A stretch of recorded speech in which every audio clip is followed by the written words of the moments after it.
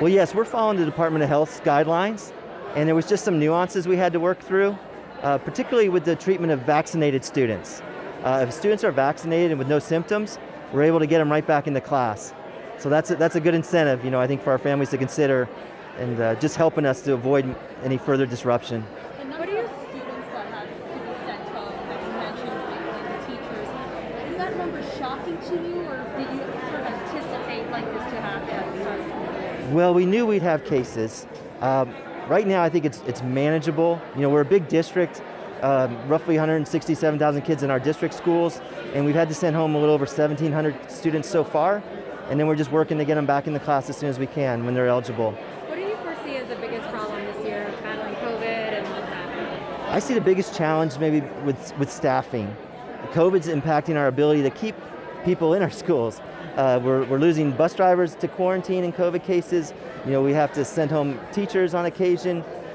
So just keeping enough manpower to keep this big district running every day, to me, that'll be the greatest challenge. Can you talk a little bit about that $500 million kind of project and how that will be impacting the delayed learning and how much of that turnover we can see in the upcoming years? So we're really fortunate to have the federal ESSER dollars in the American Rescue Plan, and those dollars are dedicated to providing really supplemental services to help get our kids caught up in both academic and any social emotional needs, as well as deal with the cost of COVID. So the 13,000 HEPA filters we just bought, that's thanks to the federal dollars. And really everything we're doing to kind of combat the virus and mitigate, try to keep people safe, we now have the resources we need to make that happen. What are you hearing from the teachers about, the students, how they're feeling, mental health issues with coming back, the concern about and worries? Generally I'm hearing that just people are happy to be back. That the parents, the students, the teachers, everyone missed the routine of being on the physical campus. So I'm kind of pleasantly surprised that everyone just seems to be in good spirits. I'm sure there's cases, that we're working through to address, but by and large, from what I've seen in our schools, people are happy. But you see, you've heard nothing about those face masks. You're probably relying on that tonight at the board meeting. Any thoughts and plans in opt out option? I know our school board's very interested in what's happening around us with Broward schools, and then Miami-Dade is going to have a board meeting today as well. To this point, I've just pushed as far as we could in the way of safety and abiding by those emergency rules that you must have an opt-out. But I'll be interested in see what the school board has to say tonight. We discussed a little bit about substitute teachers and how many bus drivers you need.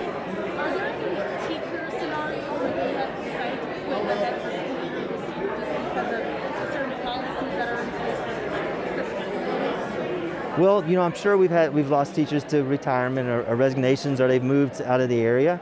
I haven't seen that in really large numbers. Do you anticipate there to be a drop in No, it seems to be fairly steady. I will say retirements are, a little greater than usual. And so I think if people have those options, they might be saying, I'm going to go ahead and do that. But the teachers I've seen now are just they're dedicated, they're happy back in the classroom, and they're generous with their time with the students. And they're really trying to just What would you want to say to parents just going into the second week of school? I would say I'm still confident that having your student on our campuses is the best place for them. The distance learning is kind of off the table because the state no longer allows it. But even if we had it, I would still stress, I think you're better off academically and social, emotionally with your kid in our buildings. For parents who, you get that letter that there's been a case where a child needs to stay home, you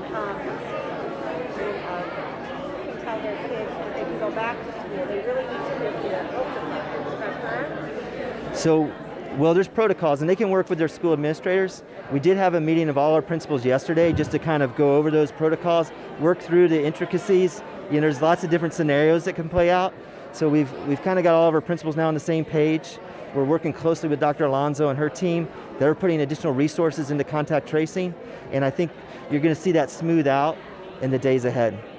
How are you feeling with the chaos going on and back to school?